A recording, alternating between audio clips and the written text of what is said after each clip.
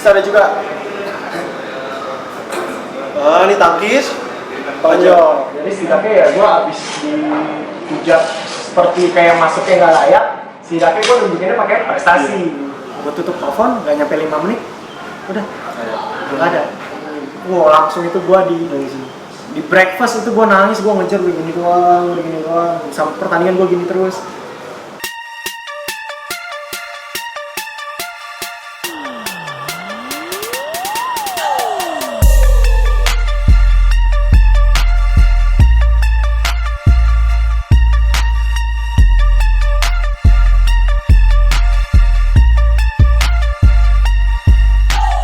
Jadi kita minta Edgar ngajarin kita kalau kita misalnya dalam keadaan kita self defense ya, ada orang itu ada nggak yang bisa diajarin ke kita dari wushunya? Jadi gerakan Ip Man katanya. Ip Man, gerakan Ip Man. Wing Chun. Sebenarnya kalau di Cina nih awal mulai ini tuh sebenarnya buat perempuan. Oke. Karena jarang menggunakan kaki tendangan, jadi khusus pakai rok. Oke. Nah, kan sering lihat kan ini kakinya cuman Gini. Oke. Tangan di pinggang. Tangan di pinggang. Getar. Tarik lagi. Ganti tangan. Jadi persiapan buat nangkis. Jadi kebanyakan nangkis pakai pergelangan tangan. Yang biasa sering dilihat kan nih kayak tarik lagi. Ini ada kegunaannya. Tangkis. Tangkis, hajar leher. Oh, hajar leher. Terus ada juga ini tangkis tonjol. Kali misalnya nih, kita ada depan. Tonjol gua. Jadi langsung saja gitu ya. Iya. Kalau Wing Chun kecepatan tangan ya. Kecepatan tangan. Itu wushu diajarin kayak gitu juga. Ada. Jadi kita walaupun kita seni, tapi kita harus tahu arti bela dirinya. Oh, basicnya harus diajarin kayak gitu. Iya, karena biar kita kalau main jurus tuh kayak ada artinya, bukan kayak cuma gerak nari-nari. Sebenarnya semua gerakan itu ada kegunaannya gitu. Pantesan gue ngeliat kalau dia gerakan itu mukanya tuh bener-bener full emosional, jadi ibaratnya kayak bener-bener lu lagi berantem sama orang. Iya, benar. Emang harus gitu ya? Emang harus begitu. Itu nambah nilai poin pertandingan tuh. Sparring yuk, Ren, sparring. Gua wasit deh, yuk. Siap. Oke. Terus Kita nanya-nanya sekarang ya. paling itu sih. Udah nanya sekarang interview. Siap. Soalnya gue juga cukup tegang juga sih ngeliat Bukan cukup tegang, cukup capek. cukup capek gila gue bilang. Lu kalian lihat tadi kan 20 detik doang, itu ngos-ngosannya kayak gimana? Muter-muter sih dia gila. Soalnya itu gimana sih maksudnya lu tahan napas gitu ya? Atur pernafasan. Jadi di mana kita harus cepat, di mana harus lambat, itu kan juga harus ketenangan diri. Kayak tadi gua ada yang 1 kali lompatan terus langsung mudah-mudah. Itu kalau kita pernafasan kita nggak diatur tuh, kita pasti goyang tuh. Jatuh. Iya, bisa cedera, bisa potong nilai juga kalau saat pertandingan. Benar-benar harus kesulitannya itu sih. Penasaran nih, gue makin kepo nih sama wushu. Kita lanjut di tanya-tanya. tanya-tanya. Oke, terus selama lu juara dunia udah, Asian Games, SEA Games ini juga. Pencapaian apa yang belum lu capai? Yang belum tercapai. Sebenarnya pencapaian, gua malah belum pernah ikut PON. Gua belum pernah masuk PON. Pekan olahraga nasional. Tapi pernah main di situ. Cuman main bergu. Itu main sekali doang, tahun 2012. Negara emas. Enggak, waktu itu karena gue masih kecil, masih junior, jadi ya kayak cuman ya gitu. Iya benar. Terus 2016 itu ada permainan politik juga, jadi katanya kalau atlet junior nggak boleh main ke PON. Jadi kalau lu main PON lu nggak boleh turun di junior lagi. Jadi dihitungnya di senior gitu, baru udah Iya. masuk PON. Kayak there's no turning back lagi. Itu umur berapa? Itu gue umur 17. 2016. Saya masih. Tapi kan next year lu SEA Games. Next year SEA Games. Nah itu kontroversi juga. Oke. Kenapa tuh? Jadi harusnya pemilihan SEA Games itu dari PON. Oh, lu bukan Bukan gua, tapi gua kepilih. Itu dipermasalahin juga. Mending ya dipermasalahinnya sama dari kota mana ke mana. Ini dari tim DKI sendiri. Dari tim lu sendiri. Iya. Jadi kayak ya namanya olahraga politik udah hal biasa ya. Jadi kayak bukan dari tim ini nih, kayak jadi komplainnya kok bisa Erda yang kepilih. Jadi bukan nggak main di PON gitu. Iya, kan Erda nggak main di PON. pemilihannya secara apa. Terus tim manajer gue kan emang dia di musuh udah lama, dia udah ngikutin gue dari kecil. Terus dia bilang kayak gue berpotensi gitu. Kayaknya kejuaraan dunia 2016 junior dia dapet. Terus Menpora di saat itu juga menginginkan lebih banyak atlet muda. Dipilihlah gue. Oh, kita terbukti lah ya. Iya, bukti loh. Masuk dapat masih games kemarin apa 2017? Bukan 2017. 17. Nunggu. Lumayan lah buat bicara. Masih junior juga. Itu lu umur berapa? 18. Kejuaraan pertama junior lu umur berapa? Dunia itu yang junior itu umur 12. 12. Kalau yang senior? Nah, senior pertama itu tahun 2017 umur 18. Oh sama, di bawah yang sama ya kan? Dapat emas itu ya? Yang mana dunia? Junior pertama ya, dunia senior pertama. Enggak, perak. Oh masih perak. Lumayan lah, gila bro. Bukan lumayan, bagus aku capek. Masih junior. Jadi setidaknya ya gue abis dihujat seperti kayak masuknya nggak layak. Setidaknya gue nunjukinnya pakai prestasi. Jadi banyak yang ini dong, yang nyinyir juga kalau ya. Pastilah. Dan akhirnya malu sendiri pasti yang kayak gitu. Iya. Apa sadar diri juga, ngaca diri juga. Tapi kan lebih banyak senior yang kayak gitu dulu berarti ya. Latih. Latih dan pengurus. Lebih banyak ngomong di belakang. Kayak menang hoki lah atau apa. Sikap lu dengan kasih prestasi gitu. Sebagai atlet bisa apa kita? Cuma kayak nunjukin aja gitu. Jelas ternyata terbukti setelah gue menang Asian Games. Wah, ini seakan-akan mereka yang sangat berjasa. Biasa. Gitu olahraga udah biasa lah. Padahal awalnya dia nggak mau pakai lu jadi. Iya, kayak pertama gue masuk di hujat-hujat, bilang gue prestasi ini jasa gue. Ini bukan yang mau ini bukan yang ngurusin nih gini. Biasa banget. Itu lumayan tough juga ya perjuangan lu buat sampai kayak gini ya. Permasalahan lebih ke masalah politik. Betul. Terus pernah nggak dinyinyirin sama netizen, pelatih online? Pernah ada nggak sikat komen negatif kah atau dari ini belum ada? Untungnya sih belum ada. Mereka rata-rata support ya. Oke. Terus ini gue baca nih, gue ngulik kan. Masih gue riset juga nih. Dan pas kemarin si Games itu terkenal ketika lu sebelum bertanding itu dapat kabar ini, bokap nggak ada. Itu gimana sih? Jadi emang di pertengahan tahun lalu bokap sempat kena serangan jantung. Itu udah pasang ring, udah sembuh. Bokap pun ikut nonton gua di Shanghai. Pas ini nih. Pas Shanghai. Itu sekitar bulan Oktober 2019. Yes, itu dia ikut nonton. Ternyata setelah nonton gua dia kayak entah keracunan makanan atau komplikasi dari jantung. Itu kena ke lambung, kena ke liver, itu kena semua. Itu sempat masuk ICU juga tuh. Sempat kritis juga, bokap sempat manggil gua, udah ngomong pesen-pesen tuh. Nggak tahu entah firasat dia atau gimana, dia udah pesen-pesen. Dia bilang sih pokoknya apapun yang terjadi sama gue, lu nggak boleh berhenti musuh karena gue. Dia ngomong gitu. Jagain ya, nyokap lu, cici lu pokoknya. Ya udah, gue di saat itu gue ngeliat dia kondisi yang makin membaik, ya gue ngomong dong, jangan ngomong gitu dong. Kan ini gue janji gue nggak akan berhenti. Tapi lu juga janji lu harus sembuh. Itu di situ udah membaik. Itu membaik sampai akhirnya dia udah sembuh, dia balik ke Indonesia. Itu November tanggal 20 dia balik ke Indonesia. Bareng? Enggak, gue masih tetap latihan di China. Terus setelah dia balik ke Indonesia, gue tanggal 27 November itu gue balik ke Indonesia dari China untuk berangkat ke Filipina. Itu sempat gue izin ke pelatih gue bilang, Kak, gue mau nengokin bokap.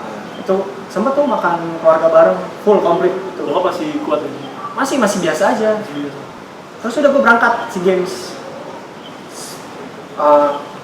Ternyata pas gue berangkat SEA Games 2 hari kemudian bokap masuk rumah sakit. Itu gue nggak dikabarin, gue nggak dikasih tahu. Bokap udah ngomong ke nyokap gue, ke kakak-kakak gue. Bokap ngomong, lu jangan kasih tahu Edgar ya, jangan kasih tahu Edgar. Bokap lu yang nggak mau nggak mau gue tahu. Dia takut gue keganggu atau gimana kan? Jadi akhirnya sampai akhirnya di pertandingan hari ke-3 menuju hari ketiga ya, berarti jam 1 subuh gitu. Gue udah lagi tidur, tiba-tiba kamar gue diketok.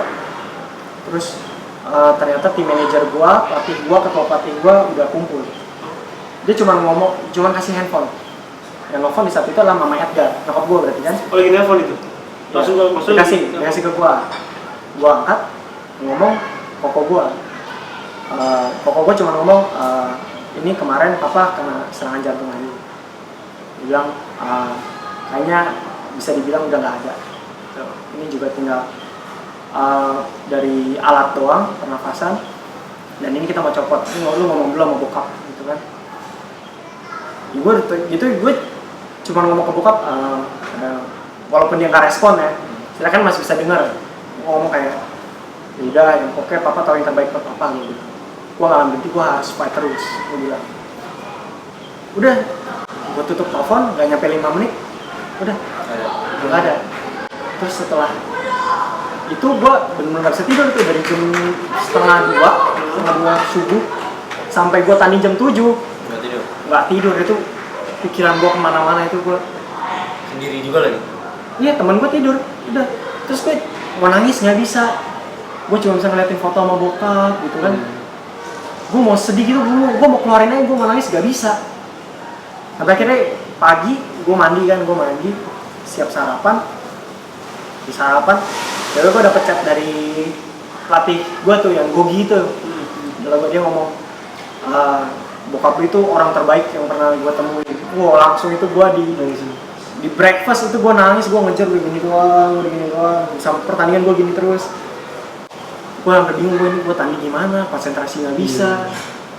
Terus akhirnya tim ketua pelatih gue datang. Dia pun nggak bisa nahan tangisan dia. Udah berduaan gue peluk sama ketua pelatih gue, kita berdua nangis. Gue nangis ngejar banget di saat di tempat pertandingan. Sebelum pertandingan. Terus sampai akhirnya ya gue udah nangis, udah keluarin semua. Gue dalam diri gue ngomong, ya, gue harus tunjukin one last fight gue lah buat bokap, gitu kan.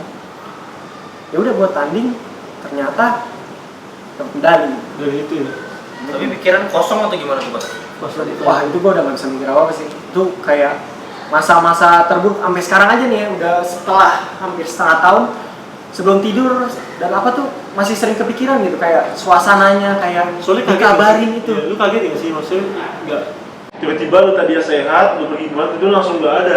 Iya, ya itu lah, gue kayak masih mikir aja ya, tapi kayak di jalan yang terbaik lah. Berarti pas pulang itu udah Enggak, lo masih di ini, gue sempat lihat fotonya tuh.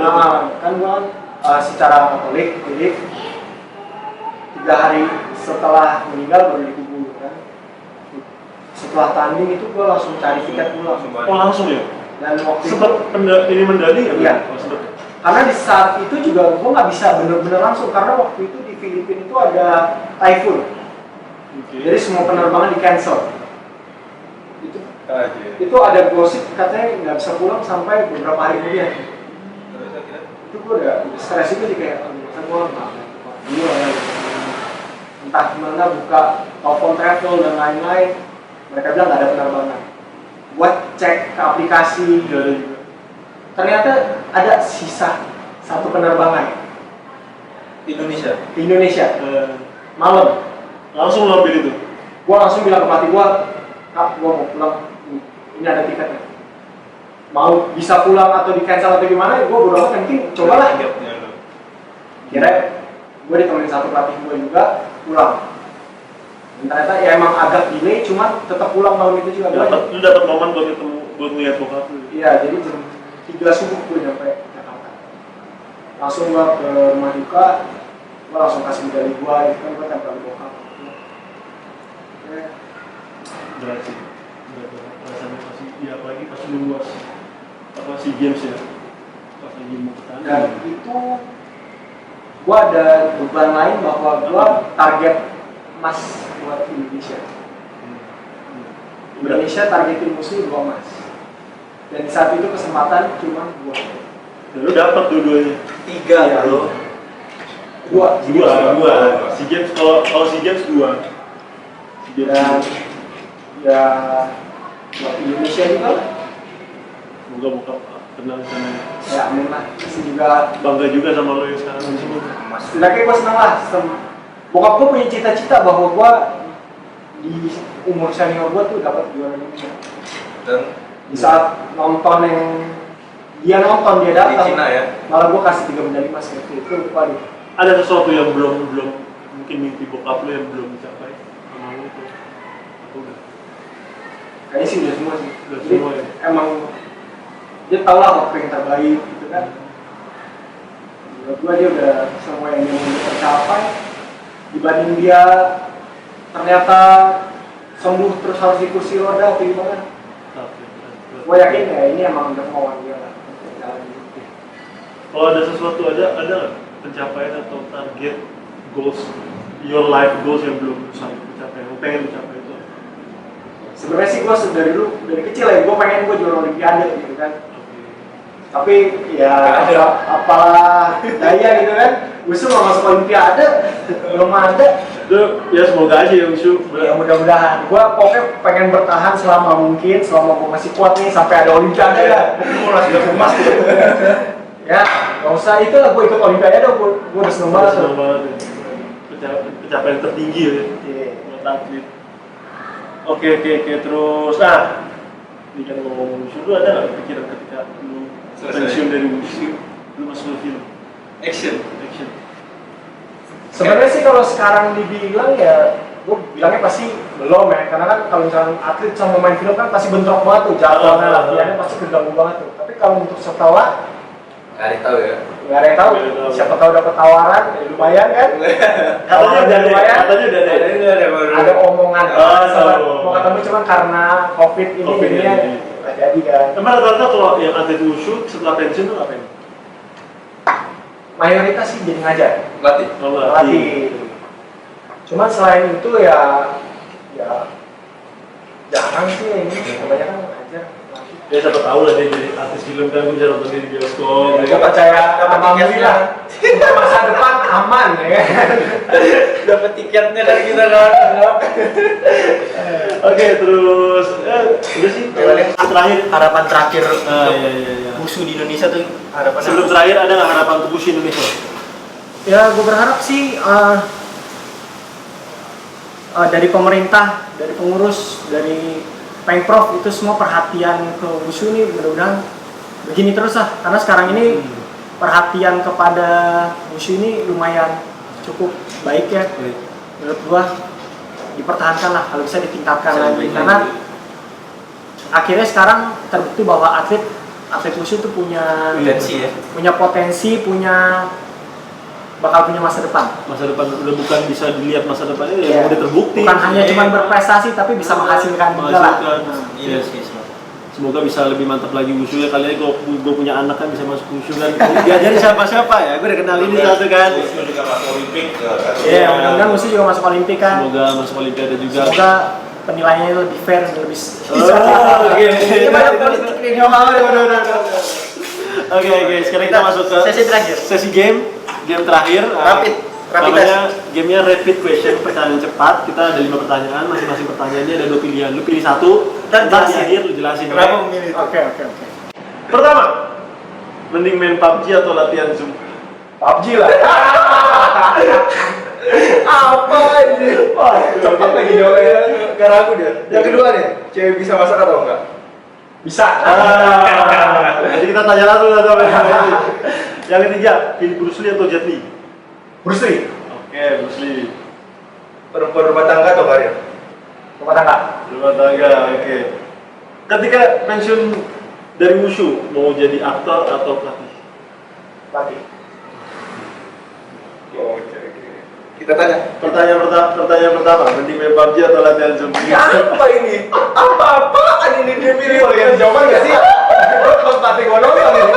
Apa-apaan ini Tapi ada latihan Zoom. Kalau selama Covid ini ada latihan Zoom. Ada sih tapi dari Pemprov DKI kan, jadi seminggu 3 kali. Itu latihan Zoom seminggu 3 kali. Tapi lu males ya? Dan Zoom lu males ya? Karena sendiri mungkin. Pasti karena sendiri kan. Terus juga karena tempat nggak memadai juga, kita latihan juga nggak bisa maksimal. Ada karpet ya. Oh berarti Biasanya ini apa? gue cuma mau-maintain aja lah. Malas juga ya kalau kayak gitu ya. Ya kan lu. Ini atletnya nggak baik ini. Dia atlet PUBG. Bandel ini bandel. Kalau di luar kamera sama nih jawabannya. Oh, yang kedua. Bisa masuk atau enggak? Bisa. Bisa. Emang tadi bisa. Bisa, Bisa. dia kuliah perhotelan. Oh, iya, contoh. Kayaknya tuh ada gue lihat tadi datang bawa makanan guys. Iya tuh kayaknya tuh di plastiknya. Itu masakan dia atau gimana? Itu usaha bareng sih. Oh bareng. Jadi Lu kayak juga itu ya? gue juga bikin kan. Jadi Lu bikin.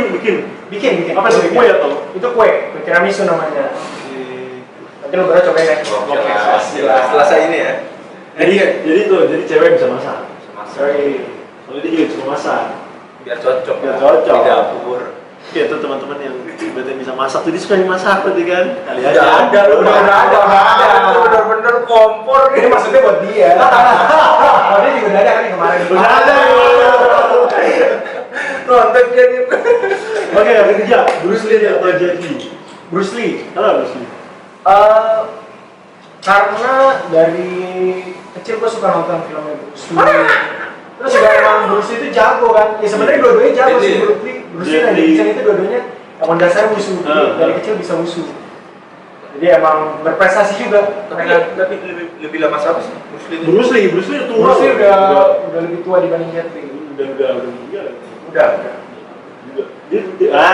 Bruce Lee itu Wing Chun ya? Kung Fu ya kalau Bruce Lee ya? Bruce Lee itu sebenarnya awalnya kan dari Ip Man. Dia atlet terus masuk ke aktor. Ya kan harus film bisa jadi. Asal ada job, asal ada menarik, ingat menarik. Asal ada hubungan. Oke ya, habis itu Perempuan rumah tangga tahu kan? Dari Rumah tangga. Berarti disuruh di rumah aja gitu. dia udah sampai kalau misalnya wanita karir. Sebenarnya ya sesuai pilihan sih, sesuai pilihan ceweknya. Maksudnya gue nggak akan maksa dia di rumah, dan nggak akan maksa dia untuk berkarir. Tapi ya gue lebih memilih rumah tangga karena gue lebih mau dia lebih spend time sama keluarga. Misalkan nanti keluarga, biar gue yang cari duit. Cocok. Jadi harus punya pendapatan lebih, ya kan? Jadi target sendiri ya. Iya. Oke, next yang terakhir. Pensiun wushu mau jadi aktor atau pelatih? Dia milih pelatih. Kan ya gue ngeliat yang pasti-pasti aja. Kalau pelatih gue udah pasti bisa. Kalau aktor belum tentu. Belum tentu gue berhasil. Belum tentu penawarannya bagus. Kalau misalnya ada penawaran bagus, Ya kenapa enggak jadi pelatih sampai jadi